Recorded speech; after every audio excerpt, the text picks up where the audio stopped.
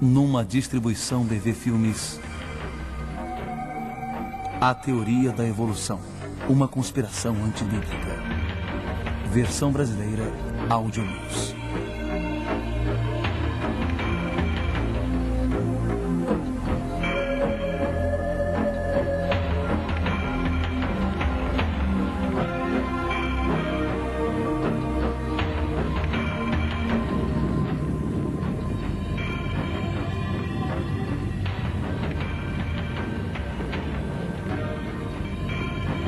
A controvertida pergunta de como a vida começou vem intrigando a humanidade há milhares de anos.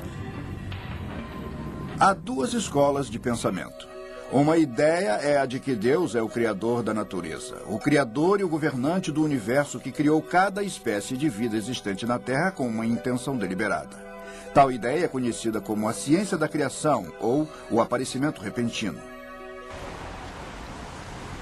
Uma ideia oposta, predominante na sociedade atual e na comunidade científica, é conhecida como evolução.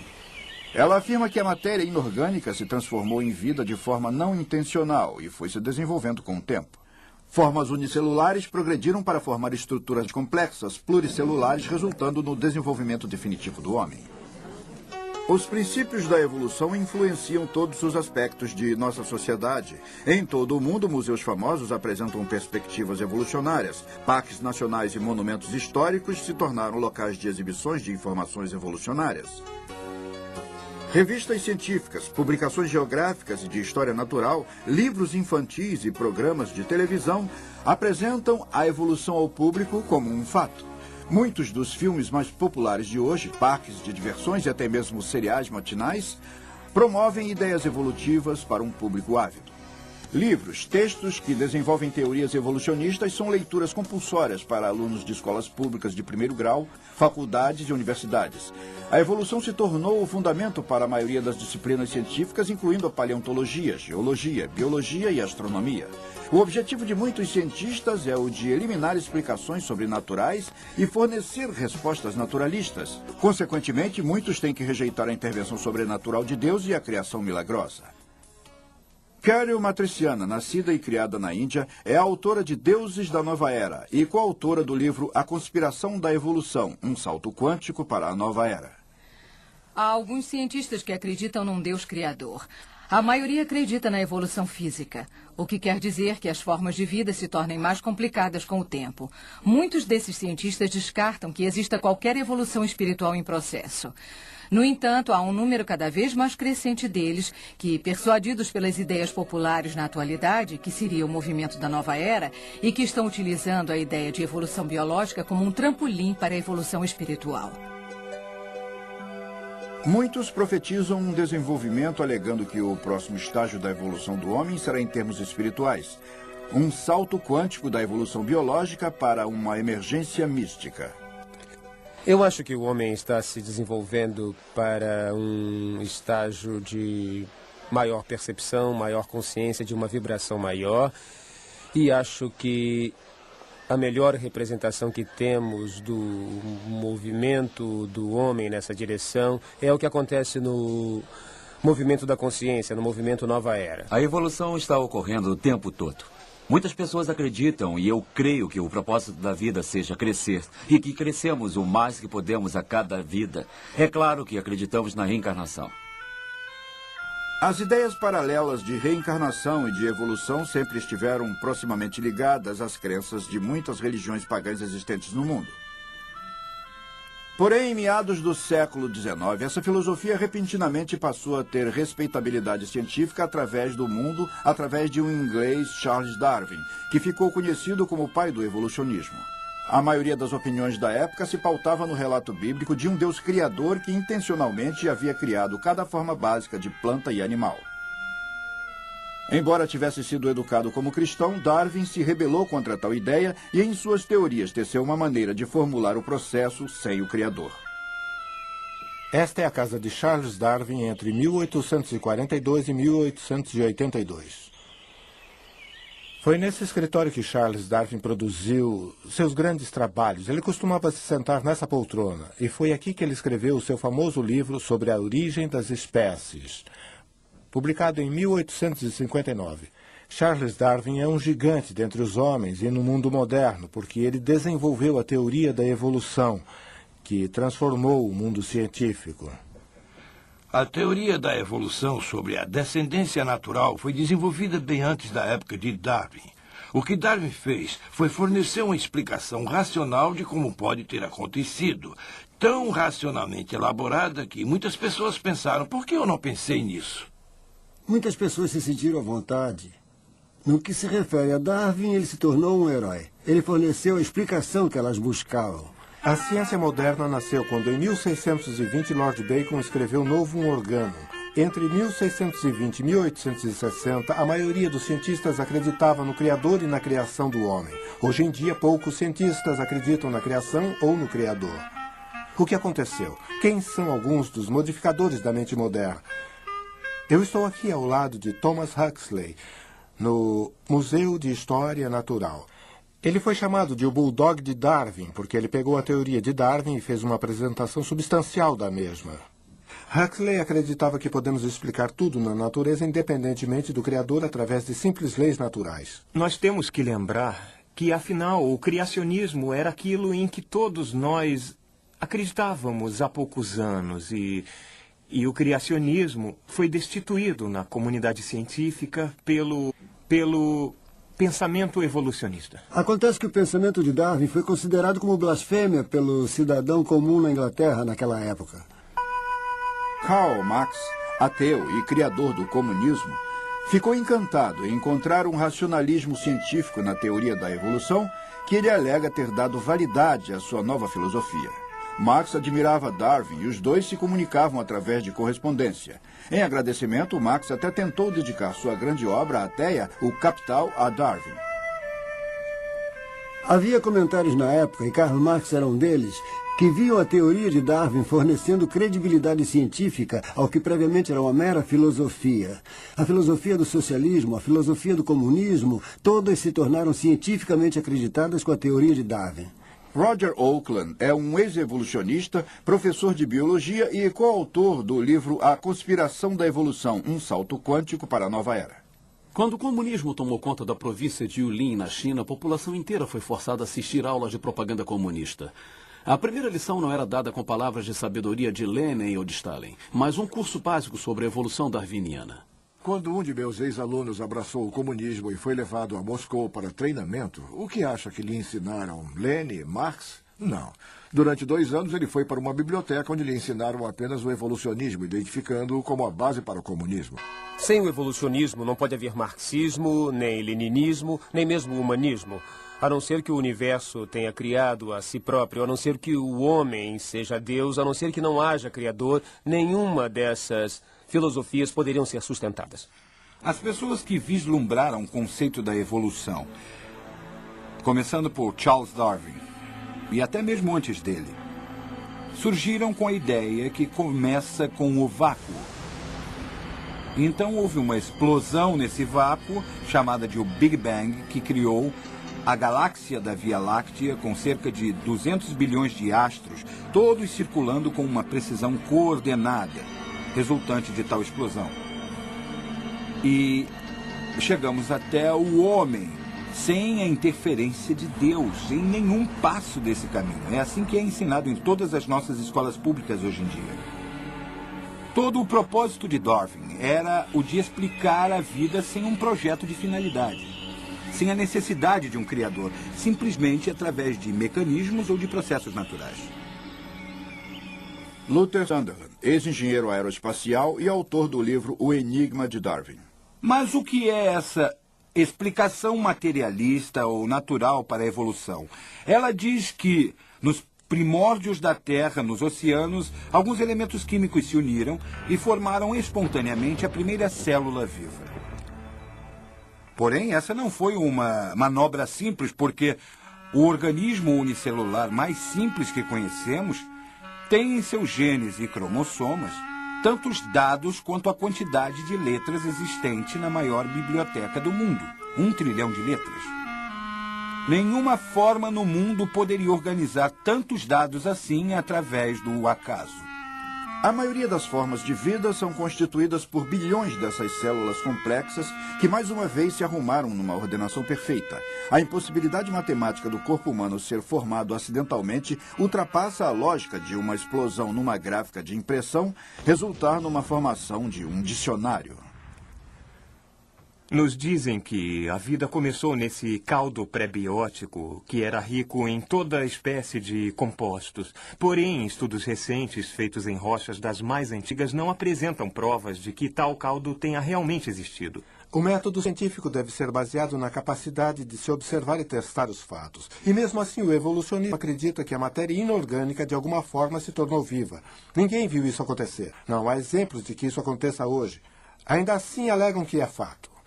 Além disso, ninguém jamais observou o desenvolvimento de uma forma de vida em outra forma de vida. Porém, os evolucionistas estão convencidos que em bilhões de anos no tempo, essas coisas podem acontecer. Estão vendo? Longos períodos de tempo se tornam um fator mágico. Suponhamos que alguém entre numa aula de ciências numa universidade, afirmando que seja possível que um verme se torne um homem em alguns segundos apenas. Vão rir dele e será posto para fora. Outra pessoa alega que um verme pode se transformar num homem num período de milhões e milhões de anos. E todos concordam. Como veem, simplesmente ao entender o período do tempo. A ideia ridícula se torna aceita. E esta é a chave da evolução. Há apenas 120 anos, era amplamente aceita por todos a ideia de que a Terra seria relativamente jovem. Uma possibilidade indicava de 6 a 10 mil anos, baseados na genealogia bíblica. Hoje em dia, porém, os evolucionistas inventaram tabelas de tempo complexas, gastam bilhares de anos, especificamente criados para permitir um vasto período de tempo para que várias formas de vida se transformem em outras formas de vida. Ninguém sabe exatamente a idade da Terra, mas por mais tempo que se dê aos evolucionistas, isso não resolve o dilema de como exatamente a vida surgiu no universo. O Dr. John Morris, professor assistente de geologia do Instituto de Pesquisa de Criação na Califórnia. Há centenas de diferentes medidores através dos quais podemos avaliar a idade de uma rocha ou a idade da Terra, e quase todos eles parecem estimar idades jovens para todas essas coisas. Há, no entanto, uns 5 ou 6 deles que parecem estimar idades antigas. É interessante que meus colegas evolucionistas escolham sempre esses antigos. Tais datas foram substanciadas por métodos tendenciosos, como a avaliação da idade por radiomedição métrica. Apresentados como confiáveis, os resultados dessa avaliação são descartados se não concordarem com a de evolução pré-concebida da tabela de tempo. Se um cientista quer avaliar a idade de uma rocha, ele a leva para um laboratório com um formulário declarando a idade que acha que tal rocha possui, e isso lhes dá um alvo a ser obtido. E na máquina eles colocam esse alvo e continuam trabalhando até que consigam essa idade. Muitas vezes, quando lemos num livro que uma rocha foi estimada com idade de tantos bilhões de anos, nós apenas assumimos que as pessoas que coletaram tais dados saibam do que estão falando. Mas esse não é o caso. Eu sei como é que se chega a tais dados. Até Darwin, muitos cientistas estavam de acordo com o relato bíblico de que os animais reproduziam sua própria espécie. Porém, à medida que a perspectiva evolucionista teve mais aceitação, os cientistas foram pressionados a provar a hipótese de Darwin e explicar como as formas de vida possam ter se transformado de uma forma de vida para outra. Agora nos dizem que a evolução acontece em virtude de danos causados por influências externas, tais como raios cósmicos, que faz com que as células cometam erros e chamam isso de mutação.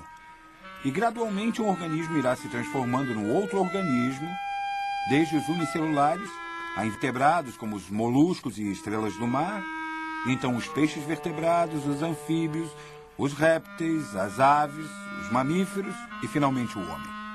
E cá estamos nós agora, o produto de bilhões de erros. Os cientistas sabem que o código genético evita que uma forma de vida se transforme em outra. Então eles especulam que mutações ou danos ao DNA devam ser responsáveis pelos processos evolutivos. Eles acreditam nisso, apesar das provas observáveis de que nenhuma das espécies tenha sido resultante de uma mutação. A mutação é sempre nociva. Pode haver pequenas adaptações numa determinada espécie, mas de nenhuma forma há possibilidade de transformação de um animal em outro.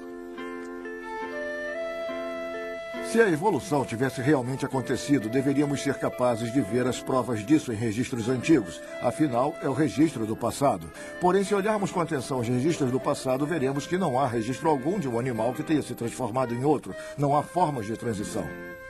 Um de meus orientadores está trabalhando no campo da paleontologia e ele vem trabalhando na distribuição e registro de fósseis e ele afirma que não foram encontradas formas intraespecíficas de transição, algo que o modelo da criação, obviamente, iria prever e pôde prever muito tempo antes de que essa pesquisa tivesse sido feita. Nós devíamos ver gatos, cães, devíamos ver cães e catos, devíamos ver a transição e não devíamos apenas vê-los como vemos agora. Mas isso não é impedimento para meus colegas evolucionistas. Eles argumentam que o registro histórico está repleto dessas formas transicionais. Há inúmeras formas transicionais.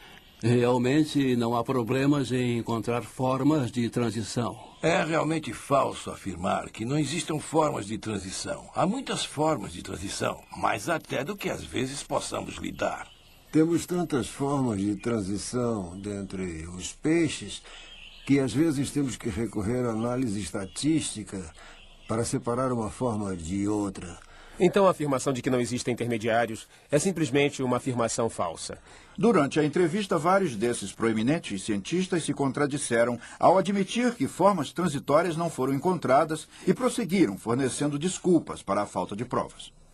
O problema com as formas de transição é um problema que todos os paleontólogos honestos têm. O registro arqueológico é incompleto. É incompleto por causa da erosão que corrói as amostras. Uma das coisas que também dificultam um pouco mais o registro de fósseis é o período de fração decimal da evolução. Na verdade, é um breve período, não deixando muitas formas transitórias para trás. Vamos ao Museu Britânico de História Natural falar com o homem que escreveu o livro sobre evolucionismo, Dr. Colin Patterson. Eu escrevi ao Dr. Patterson perguntando por que ele não havia colocado uma única ilustração de alguma forma intermediária ou duelo de ligação em seu livro sobre evolução. Dr. Patterson, que agora tem cerca de 7 milhões de fósseis em seu museu, disse o seguinte ao responder à minha carta. Eu concordo inteiramente com seus comentários relativos à falta de ilustração de formas de evolução transitórias em meu livro. Se eu soubesse de algum fóssil ou de alguma forma viva, eu certamente teria incluído no mesmo. E adiante ele diz, e eu afirmo que não existe um só de tais fósseis através do qual alguém possa criar um argumento definitivo.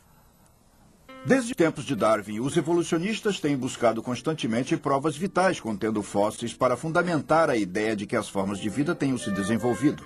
Até mesmo Darwin admitiu que especulação sem valor, sem a validação através de uma prova de fóssil do período de transição.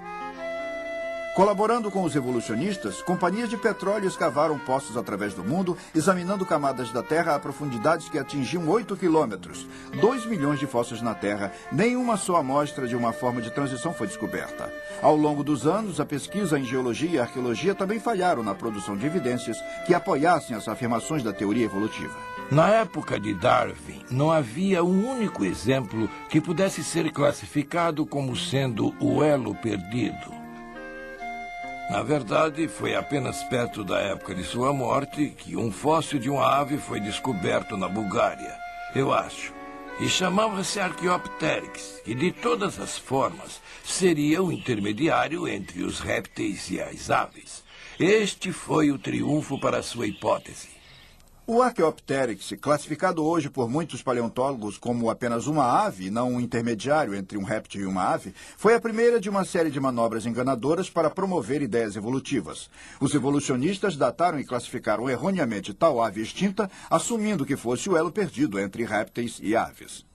O melhor exemplo de uma forma de transição que os evolucionistas fornecem é o Archaeopteryx, supostamente o elo perdido entre os répteis e as aves. Recentemente, outra ave foi encontrada pelos evolucionistas com a determinação de que seria 75 milhões de anos mais antiga do que o Archaeopteryx. Portanto, ele não poderia ser o ancestral das aves. Os evolucionistas não têm ideia de como os répteis evoluíram para as aves. Eles não têm nenhuma espécie de transição. Mas isso não faz com que eles desistam. Pegue qualquer livro sobre evolução e o Archaeopteryx é apresentado como a melhor prova. O Archaeopteryx é um bom exemplo da espécie de transição, porque compartilha características que hoje em dia acreditamos ser típicas tanto das aves quanto dos dinossauros. O Archaeopteryx estaria no meio termo e, por isso, muitos se inclinam a chamá-lo de ave réptil. Da próxima vez que você comer um peru no Dia de Graças, poderá dizer que está comendo um dinossauro. Os répteis supostamente deverão ter transformado suas escamas em penas. Ora, uma escama num réptil é apenas uma camada na pele. Agora, como é que uma dobra na pele poderia ter se transformado no desenho entrecortado de uma pena? Nunca foi encontrado nada intermediário entre a camada de escama na pele de um réptil e as penas de uma ave. As patas dianteiras de um animal que servem para andar e para trepar gradualmente teriam que se transformar em asas. Nós jamais encontramos em fósseis algo que apresentasse essa estrutura intermediária. Suponho que tal animal, antes de possuir uma asa adequada, teria que ter patas dianteiras defeituosas e não conseguiria andar nem voar. Essa ideia é totalmente burlesca. Por não existir nenhum fóssil que comprove as hipóteses evolucionistas, duvidosos desenhos artísticos são aceitos e exibidos como fatos. Interpretações artísticas enganosas que colocam nos peixes pernas que surgem por magia, transformando-os em anfíbios. Animais extintos parecidos com cervos são misteriosamente transformados em cavalos, e os macacos se tornam humanos. Como os esqueletos de transição não existentes são necessários para provar a evolução, engenhosos artífices preenchem a lacuna com modelos de plástico e de madeira. Eu me preocupo bastante com a maneira com que nossos museus apresentam a evolução como se fosse um fato comprovado. E, na verdade, falsas informações estão sendo apresentadas, já que os museus, não possuindo as formas de transição, eles têm que criá-las do nada. A edição de novembro de 1980 do Science Digest apresenta um desenho de uma baleia com pernas, como sendo um elo evolucionário entre as baleias e mamíferos terrestres. Porém, a única evidência fóssil para essa transição mitológica é um crânio e uma coluna cervical. Não existem outros ossos. Sabe o que Al Regan, do Museu Nacional, disse? Você só está limitado pela credulidade de sua plateia e sua própria imaginação para criar essas histórias de inventar o que mutou de quê para quê e quais foram as espécies intermediárias. Quando eles têm que apresentar provas de que a evolução realmente aconteceu, os evolucionistas frequentemente apresentam pequenas mudanças em seres vivos, tais como insetos que se tornam resistentes ao DDT ou a insetos que mudam de cor. Podemos ver a evolução acontecendo hoje em dia? Certamente que sim, todos podemos. Um dos exemplos espetaculares. Vocês já ouviram falar da praga de São José? A praga de São José é feita por um inseto que ataca laranjas, pois ele conseguiu se desenvolver para resistir aos pesticidas que utilizam contra ela. Podemos ver na era histórica exemplos de mutações evolutivas. Por exemplo, se olharmos quando procuramos maneiras de erradicar uma determinada praga com diferentes tipos de inseticida. Acontece que dentro da população normal de uma determinada espécie de inseto, por exemplo, há aqueles que são resistentes a um determinado tipo de inseticida. Isso não é evolução. Os evolucionistas deviam entender que as pequenas modificações são compatíveis com a compreensão criacionista das coisas. O que precisamos ver são grandes modificações, algum tipo de animal se transformando em outro tipo de animal, e isso nós não vemos. Se estamos falando sobre presenciar a evolução hoje em dia, em ver uma espécie se transformar em outra espécie, isso não irá acontecer. Embora devam existir, dentro de uma perspectiva evolutiva, muitas formas de transição pelo mundo, a probabilidade de encontrar qualquer uma delas é extremamente pequena. Quanto mais sabemos sobre a paleontologia que lida com os fósseis, mais certeza temos que o evolucionismo é baseado apenas na fé. A Academia Nacional de Ciência é o assessor oficial do governo em assuntos da ciência. Em suas publicações, ela constantemente alega que os elos perdidos que preocupavam a Darwin não são mais elos perdidos. Isso é uma deturpação que engana milhões, pois, após 120 anos de buscas incessantes, os elos perdidos de Darwin continuam perdidos. Apesar disso, tal academia e os evolucionistas continuam a perpetuar a teoria mítica de que o homem veio do macaco. Richard Leakey, que é um dos mais conhecidos antropólogos, disse que se lhe pedissem para fazer a árvore genealógica do homem, ele apenas teria que desenhar um enorme ponto de interrogação, porque as evidências são muito escassas para possivelmente sabermos a respeito da origem do homem, e ele acha que jamais iremos conseguir descobri-la. Para auxiliar as falsas ideias evolucionistas, desenhos artísticos ultrapassam as fronteiras da ética e, apesar de não terem base para a teoria macaco-homem, cientistas e artistas continuam a enganar o público com ilustrações parecendo reais, porém imaginárias.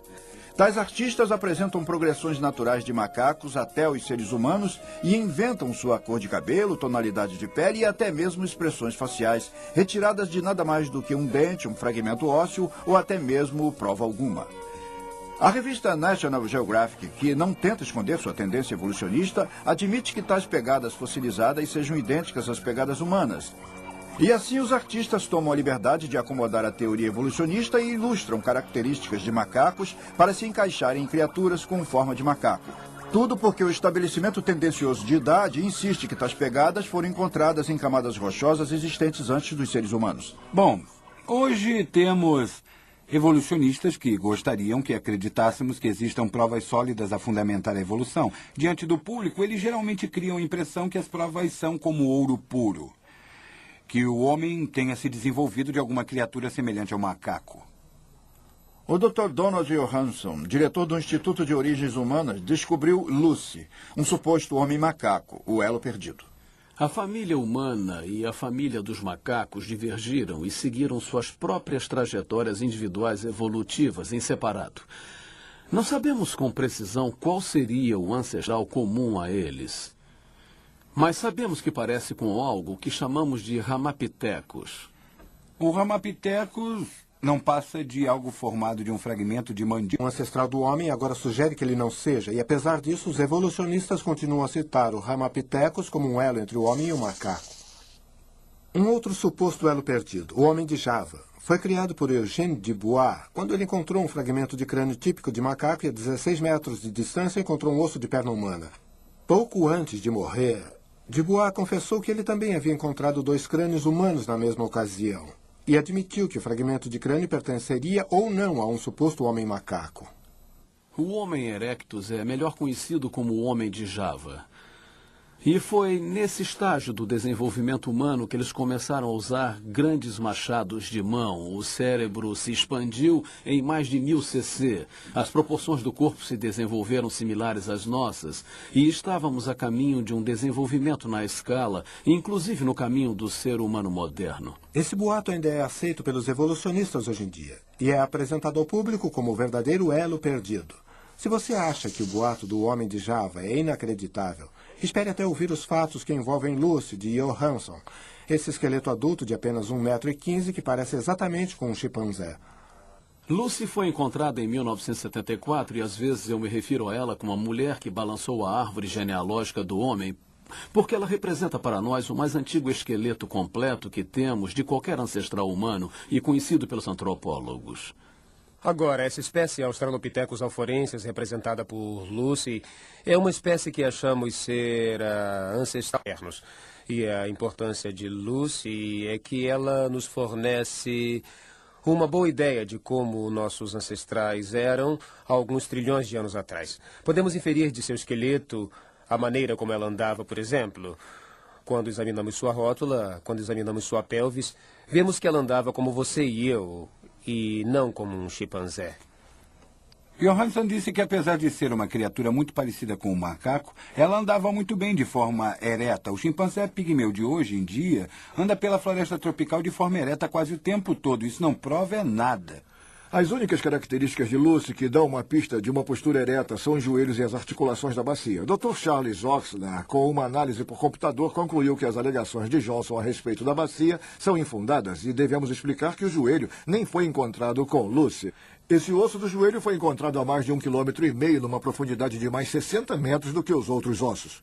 Ela está mais próxima de representar aquilo que as pessoas comuns denominam de o elo perdido do que qualquer outro fóssil que tenhamos encontrado na África. Então ela tem uma importância extraordinária em termos da compreensão das fases bastante antigas da evolução humana. Richard Leakey e outros agora alegam que, por sua postura, Lucy é um mosaico de 2 ou mais espécies. Isso não é engraçado. O que é engraçado é que eles afirmam que o criacionismo não é científico. O próximo na escala é o homem Piltdown. É o caso onde um crânio humano foi colocado juntamente com uma mandíbula de orangotango para que a mandíbula pudesse parecer de alguma forma humana. Os dentes eram em serra. Acabou sendo pura fraude. O homem de Piltdown foi uma fraude proposital e enganou os maiores evolucionistas do mundo simplesmente porque eles queriam acreditar muito que houvesse alguma prova para a teoria da evolução. O homem de Neandertal foi originalmente encontrado no Vale de Neandertal, na Alemanha. Essas criaturas, quase todas elas parecem bem modernas, porém algumas delas, umas 2 ou 3, tinham uma artrite. Eles haviam reclassificado os Neandertal de uma espécie separada e os tinham colocado no caso de como um porco fez com que um evolucionista fizesse papel de símio. Eu acho que o homem sempre foi o homem. A evidência científica demonstra isso e, portanto, é bastante consistente com o relato da criação, como é apresentado no livro do Gênesis. Nos bastidores e, ocasionalmente, quando fala de maneira bastante discreta, o evolucionista afirma que realmente não há provas de que o homem tenha se desenvolvido a partir do macaco.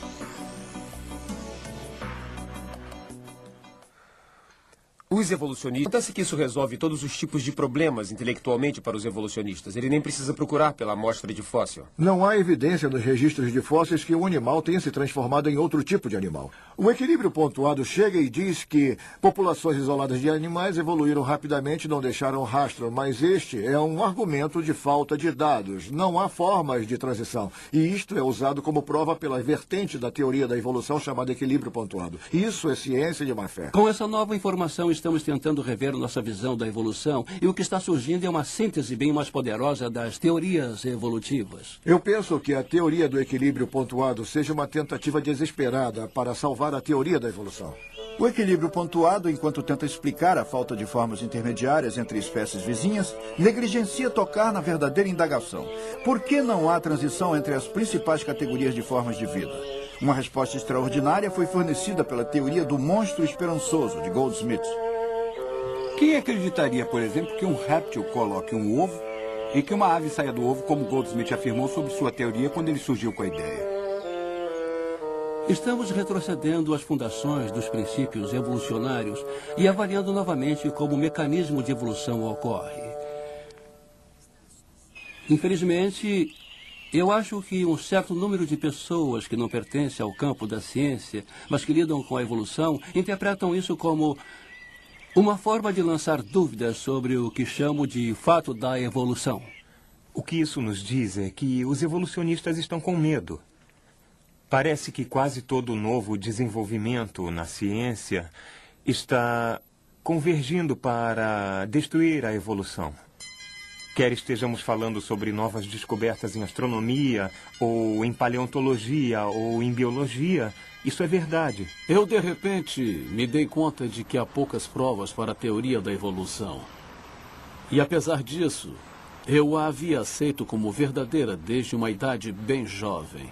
Eu acabei percebendo, finalmente, após estudar todo esse material e pensar muito a respeito, que a evidência científica para a criação é bem mais forte do que a evidência científica para a evolução. Na última década, a maior parte dos pilares básicos sobre os quais a evolução se apoiava desmoronaram e a teoria está à beira do caos. Infelizmente, no momento, os evolucionistas estão alardeando mais do que faziam antes que a evolução seja um fato. Bem, é minha opinião pessoal que a evolução seja um fato consumado. A evolução, não tenho dúvidas de que ela tenha acontecido. O registro geológico não pode ser explicado de nenhuma outra forma, a não ser através do processo evolutivo. Muitas vezes ouvirão a afirmação de que a evolução é um fato, mas um cientista deve saber que não pode fazer uma afirmação dessas. Se a evolução algum dia ocorreu, não foi observada, está fora do âmbito da ciência, inacessível ao cientista e ao método científico. Muitos evolucionistas surgem com teorias muito bizarras. Parece que eles reconhecem que a evolução não faz sentido em termos científicos. E parece que são forçados a surgir com essas ideias incrivelmente imaginativas. Por exemplo, alguns agora reconhecem que a geração espontânea da vida, da ausência da vida, é cientificamente impossível. E então o que fazem? A atribuem a um criador? Não. Eles alegam que a vida veio do espaço. Eles podem crer nisso, mas não podem chamar isso de ciência e nem ensinar isso nas escolas como sendo ciência. Evolução é simplesmente um método de fabricar histórias, no lugar de verdadeiros dados científicos. A ciência era a busca da verdade. Hoje em dia parece ter deteriorado em busca de uma história passível de ser acreditada. O cientista que conseguir inventar a história mais plausível e conseguir que ela seja publicada ou consiga que a mídia fale a respeito dela é o que se torna famoso. Eu posso dizer que, como cientista, eu não vejo nenhuma evidência de que a evolução tenha ocorrido ou que esteja ocorrendo hoje em dia. Um cientista com quem mantive contato disse que mesmo que a evolução não seja verdade, não poderá mais ser redirecionada, pois já foi longe demais. Milhões de livros-texto teriam de ser reimpressos. Os museus por todo o mundo teriam que descartar suas exposições. A sociedade jamais confiaria na ciência de novo. Em julho de 1925, o julgamento do século teve lugar em Dayton, Tennessee. Pela primeira vez na história educacional desse país, o conceito de criador foi desafiado. Esse foi o grande ponto de mudança. Até 1925, todas as aulas de ciências falavam sobre criação. Hoje em dia, tudo que se fala a respeito nas aulas de ciências é sobre evolucionismo. John Scopes, um professor de escola, foi considerado culpado por violar a lei do Tennessee que proibia o ensino da evolução humana. Menos de 10 anos mais tarde, em 1933, o Manifesto Humanista foi assinado por um pequeno, mas poderoso grupo de pessoas que se apresentava como uma religião não lucrativa. A religião deles era o humanismo e ela foi impulsionada através do sistema educacional por seu fiel seguidor John Dewey, um socialista e o primeiro presidente da Associação Humanista Americana. Hoje em dia, as escolas públicas oferecem seminários sobre a religião humanista de Dewey e sua doutrina do desenvolvimento evolucionista dominou o sistema educacional. Hoje em dia, nós temos religião sendo ensinada em nossas escolas públicas. Os princípios fundamentais do humanismo, por exemplo, conforme apresentado no Manifesto Humanista. Princípio número 1. Os religiosos humanistas consideram o universo como existente em si. Ele não foi criado. Princípio número 2. O homem é o produto de um longo processo natural, que é a evolução. Poucas pessoas originalmente tiveram controle sobre o sistema educacional desta terra. Uma das coisas que era imperativa que eles utilizassem em seu programa era o evolucionismo. A maioria das pessoas não acredita que a evolução tenha acontecido. O fato de que a maioria dos cientistas acredite, ou que praticamente todos os cientistas acreditem, não é algo isolado. Porque, na verdade, nós gostaríamos que as ideias fossem passadas para nossos alunos. Acontece que todo cristão na América ainda não se deu conta de que o imposto que ele paga o salário dos professores, paga os livros-texto e ainda assim a maioria dos pais não dizem uma palavra sobre qualquer coisa que acontece naquela sala de aula que os incomode. Não é possível pensar que os pais permitam uma doutrinação ímpia sobre o evolucionismo. Milhares de crianças são levadas a nossos museus diariamente de ônibus, em passeios patrocinados pela escola, onde recebem cursos sobre o evolucionismo. E da mesma forma que na União Soviética, essa religião de ateísmo é apresentada como um fato, sem que pontos de vista alternativos tenham permissão para serem expressos. O advogado Wendell Berger defendeu uma causa para uma apresentação equilibrada entre a ciência da criação e o evolucionismo na Suprema Corte Americana. Ele é o autor do livro A Origem, Revista das Espécies. Para mim, a principal questão é a liberdade acadêmica. Porque ninguém está querendo excluir o evolucionismo das escolas públicas enquanto ensinam a teoria da criação. Eles, ao invés disso, os evolucionistas tentam excluir as alternativas. Enquanto, em geral, pregam o ensino exclusivo do evolucionismo.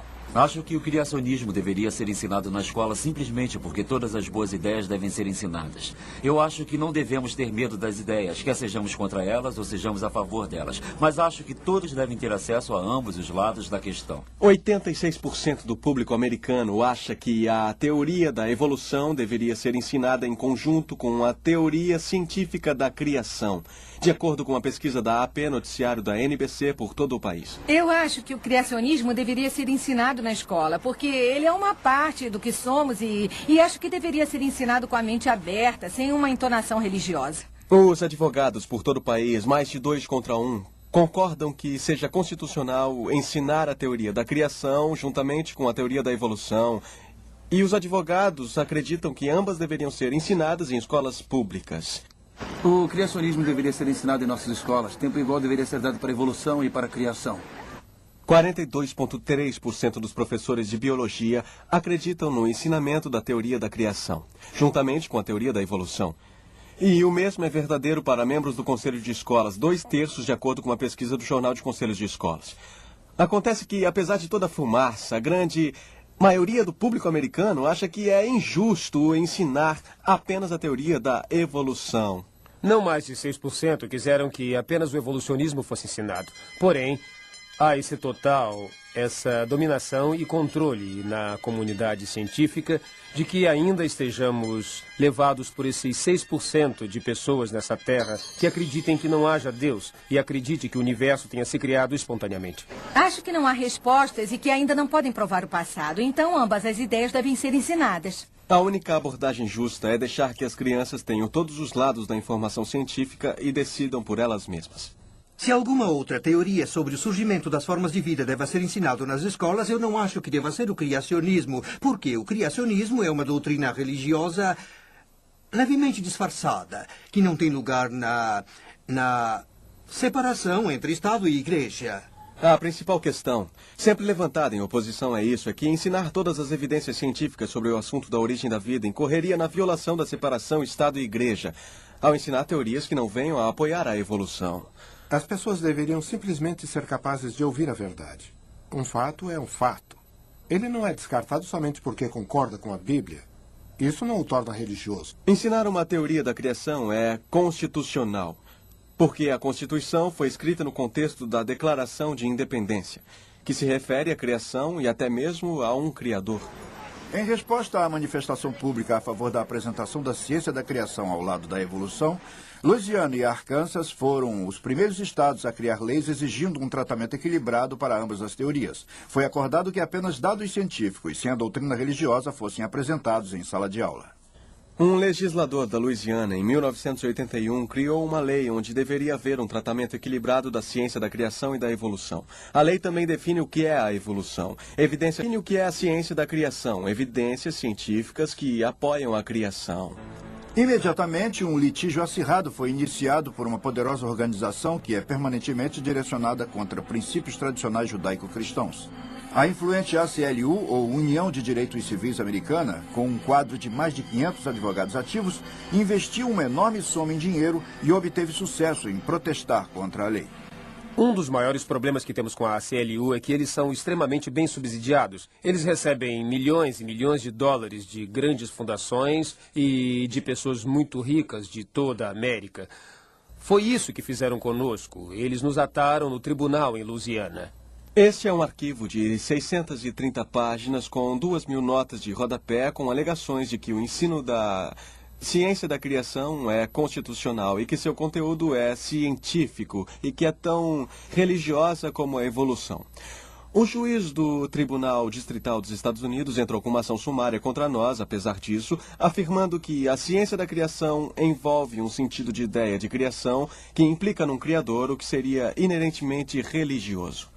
A ACLU conseguiu convencer a Suprema Corte de que a ciência da criação era fundamentalmente religiosa. A Corte violou a Constituição ao redefinir a intenção do autor da primeira emenda, que é contra o favorecimento de uma religião sobre a outra. Apesar de avassaladoras evidências científicas apoiando a ciência da criação, a Corte decidiu que o criacionismo não deve ter uma posição obrigatória em escolas públicas, mas que poderá ser ensinado ao lado da evolução a critério do professor. O jornalismo irresponsável e caluniador rotulou o caso de religião contra a ciência e, de forma convincente, influenciou que a ciência da criação havia sido banida das escolas. A Suprema Corte Americana não disse que o ensino da ciência da criação seja inconstitucional e reafirma o direito dos professores de ensinarem todas as evidências científicas sobre o assunto das origens, seja uma ameaça à ciência. Eu gostaria de mencionar várias organizações que hoje em dia ativamente tentam impedir que tal teoria seja ensinada em escolas públicas.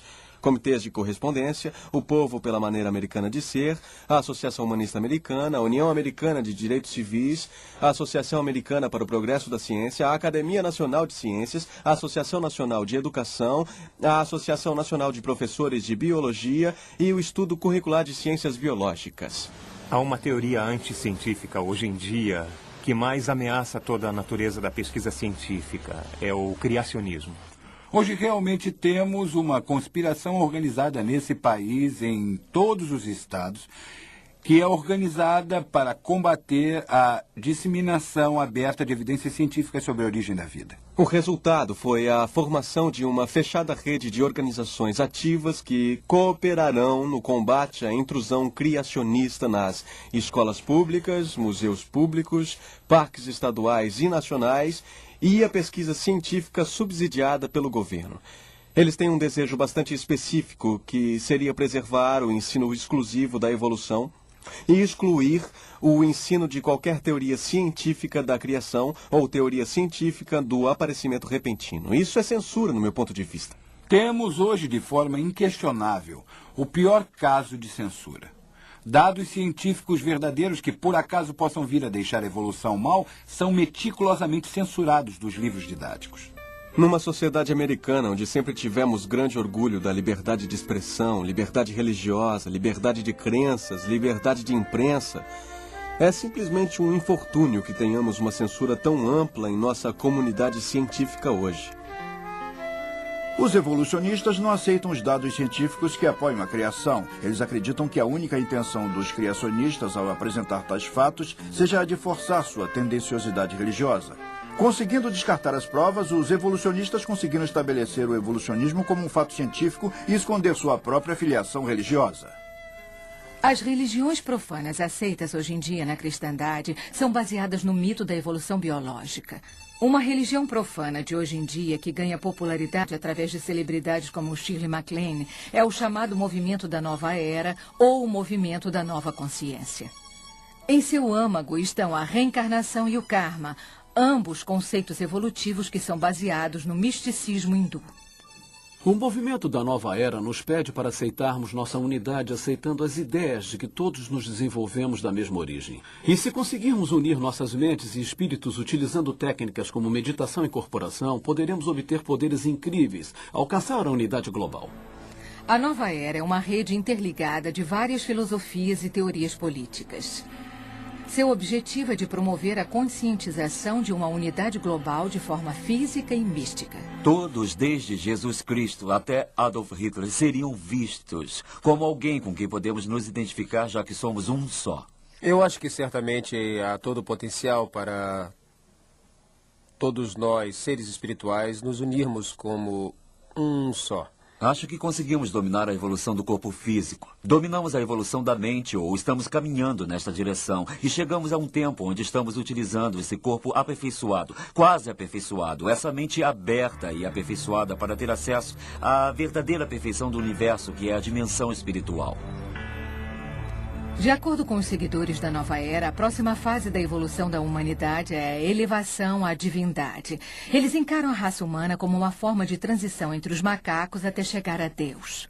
Essa eu acho que é a nossa finalidade na Terra, e acho que estamos entendendo isso, de nos tornarmos uno, de nos tornar unos de nós mesmos, nos conscientizando da nossa divindade. E eu acho que todos têm a consciência de Cristo em si próprio e tudo o que precisam fazer é se interiorizar e se dar conta disso e trazer à tona e ser essa consciência de Cristo.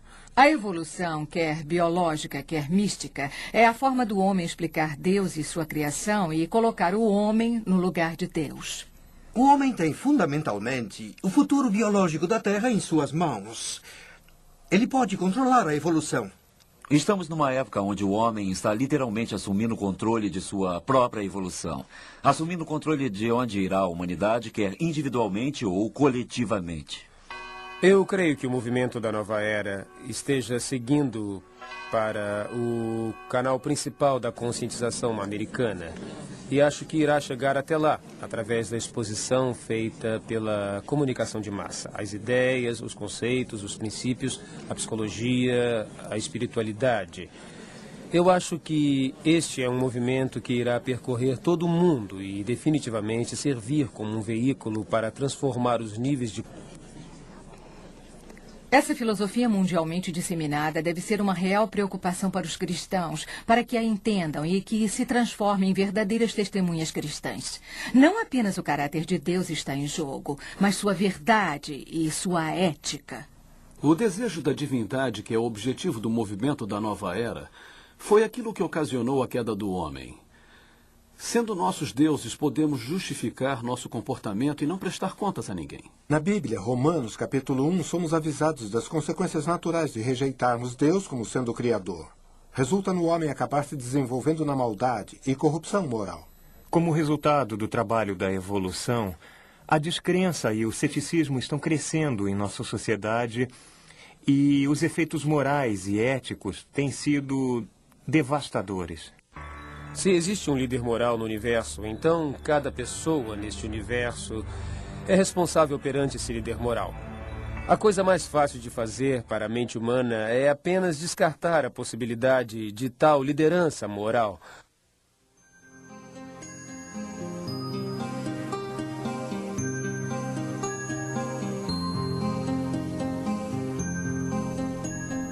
Adolf Hitler utilizou a teoria darwiniana da seleção natural, da sobrevivência do mais apto, para se livrar do que ele considerava a cepa inferior da humanidade.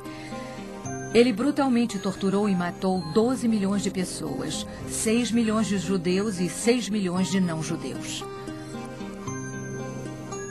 De fato, estamos fazendo a mesma coisa hoje com o aborto, a eutanásia e o infanticídio, livrando-nos daqueles que consideramos como seres não desejados.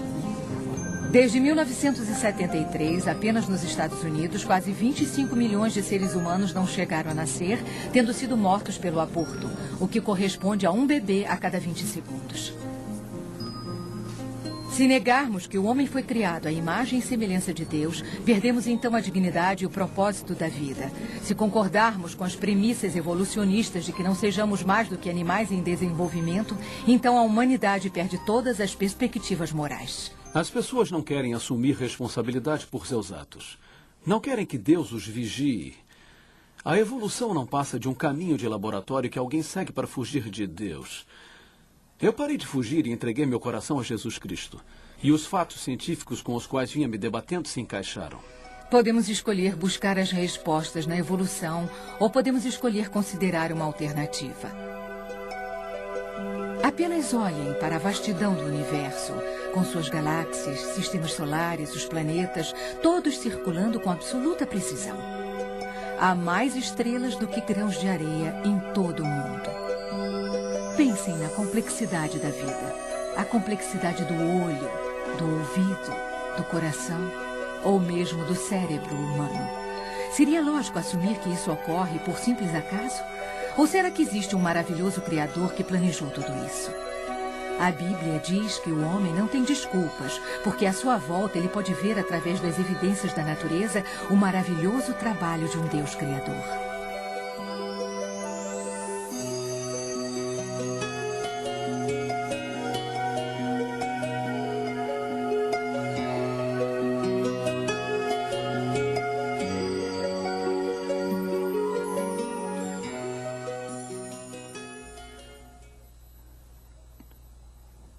Não percam a teoria da evolução, segunda parte.